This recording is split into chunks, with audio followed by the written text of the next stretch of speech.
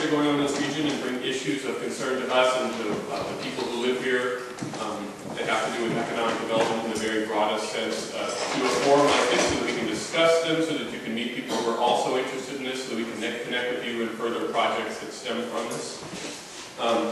So here's our mission. This is also on our website, but the mission of the CFEDC is to fulfill the need for leadership in sustainable economic development and job creation in the Cape Fear region.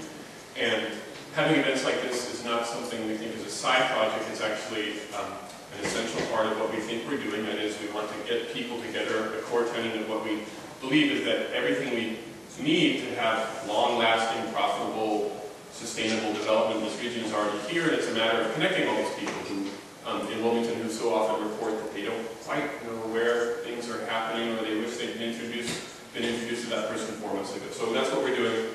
A little bit more about our mission here. And if you are familiar with this, if you're not, I encourage you, there's a sign-up sheet over there if you want to leave your name and subscribe to our newsletter. We will let you know about events like this and projects we're working on. A little bit about things that are happening recently, so I'm one of the people who updates the website. And a lot of these events, in fact almost all of these events, we videotape them and we put them on there.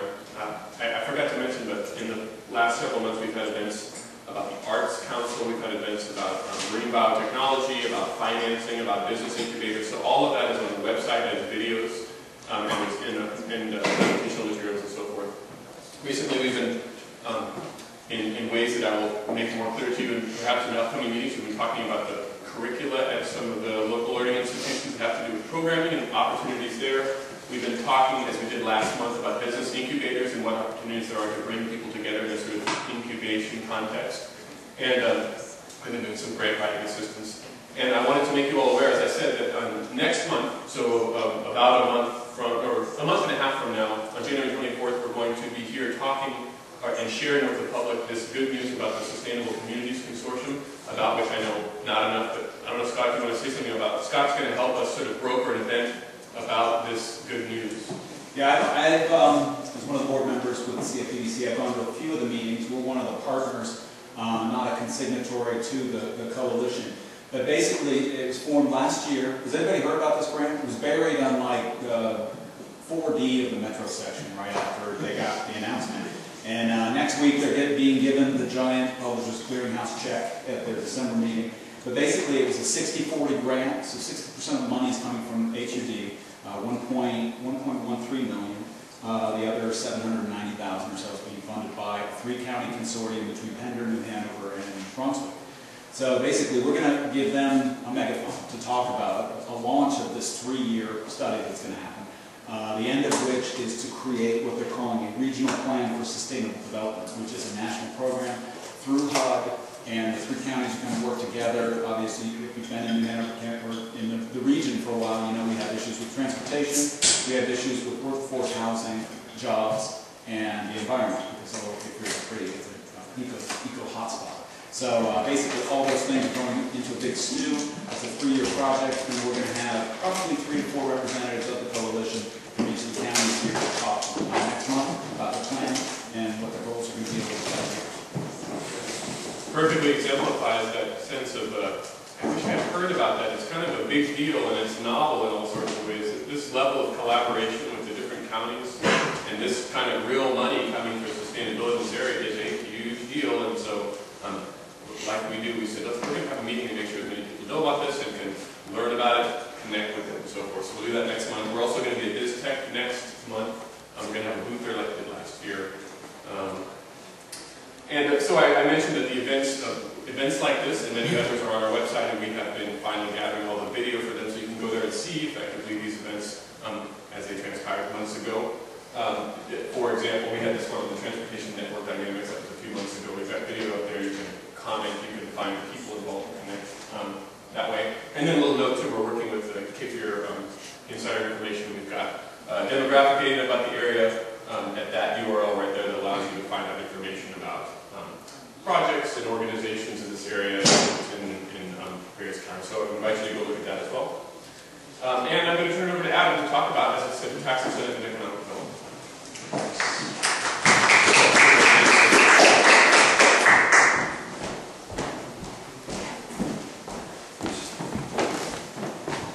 All right. Thanks, Ian, for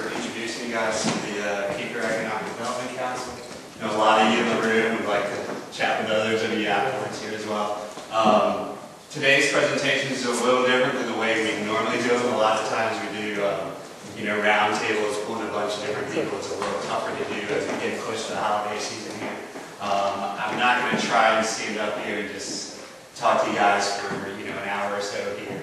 I'm going to try to cover things at 10 or 20,000 feet level, and then come back around and get your all's thoughts on things and try to get the room going in some discussions. I know there's people with experience in certain types of credits, other things here in the room that I intend to pull in as well. So things we're going to cover tonight, basically overall concept, tax credits, economic development. A lot of tax credits are lower level things. I'm also going to talk about smaller company things, other little things, but I am going to kind of circle back around a little bit on some of the larger issues as well. 4 credits I've just kind of pulled out here today to talk about that I think are relevant to the region, or different things going on, things that I see working with small businesses and other things in the community. Going to look at how some other communities are using targeted tax credits and things. Philadelphia is doing are pretty cool as far as sustainability, other incentives. And then, like I said, we'll circle back around and talk about this as a group as I can pull you all in. Just to give you a little bit of information about myself. I'm a CPA here in Wilmington, focus on tax and accounting for small and medium-sized businesses. Also do a fair amount of work in the renewable energy area of those credits. So out of the ones I'm going to talk about today, those are the ones I deal with more on a daily basis or weekly basis. As far as my why, through the picture of my son up there is why I do a lot of things. I'm involved here with the Cape Fear Economic Development Council on the board because I think it's a lot of great things in Wilmington. I think there's a lot of other things, issues that need to be raised, things that we can do to make Wilmington even better than it is today. So that's kind of why I put in the time and effort. Okay, just to start off here, tax credits can be basically viewed as a form of incentives, and governments and companies can implement incentives in many different ways. I mean, companies do it in discounts and pricing, things like that. Governments, they do tax incentives very often to encourage certain types of behavior, to support new industries because of lobbying. And then my last and favorite one is just because. You can look at the incentives that are out there, the legislation that's out there, and you're probably going to have a tough time figuring out what caused that to end up in its final form and what different forces were at work when the legislature implemented that particular piece of code. One of the first things I tell people, I've taught tax classes, other things, is you can get caught up a lot in taxes and incentives and other things if you get caught up thinking about why, like why the law is this way, why the law that way. You'll never get anything done if you try to figure out why on everything. So my biggest thing when I tell people when I teach them taxes starting out is just accept it as what it is and work within that framework. Some of the benefits of tax credits, they make certain activities more attractive. They also improve return on investment and speed up payback times. One of the things I'm going to cover on here today is renewable energy tax credits for those projects. You can do a solar project that can cost $30,000 for your house, and between state and federal credits there, you're looking at 65% reduction in the cost when you get those credits back. So it can really make something that maybe economically by itself right now is not as attractive as it could be, more attractive for you. And I think some of the thought process there is, as you get economies of scale within the industry and other things, then those costs come down by themselves, and hopefully the incentives can kind of be eased off once things are established. There's some interesting things going on with the solar market and other things just with China in that space. Things they're doing, accusations of price dumping, things like that. So it's kind of a hot national issue as well. Some of the things I just want to touch on today that I think are relevant to the region, kind of tying to sustainability, what's going on in Wilmington today, sense of place, all those other things we're kind of about here at the Cape Fear Economic Development Council. So I want to talk about green building, tax credits, historic preservation tax credits associated with the film industry here in North Carolina, and then also want to talk on the North Carolina Small Business Investments tax credit. So those are the four that I'm going to drill down into a little bit, and then kind of tie that all together. And with each credit or area here, I'm just going to kind of cover my thoughts or process or ideas on why these credits are out there and what the overview of them is as well. So with green building, it's basically some of the things it's going to do is decrease energy consumption and allow new industries to develop and mature, and at that point, hopefully the technologies will become cheaper and spread wider and wider, and we can rely more on renewable energy sources versus some of the things we're currently dealing with.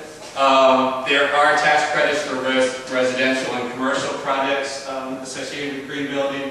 There's also additional incentives that are available out there through the utility companies as well as open markets. There are some things you can do. I'll touch on a little bit of the details of tax credits associated with this.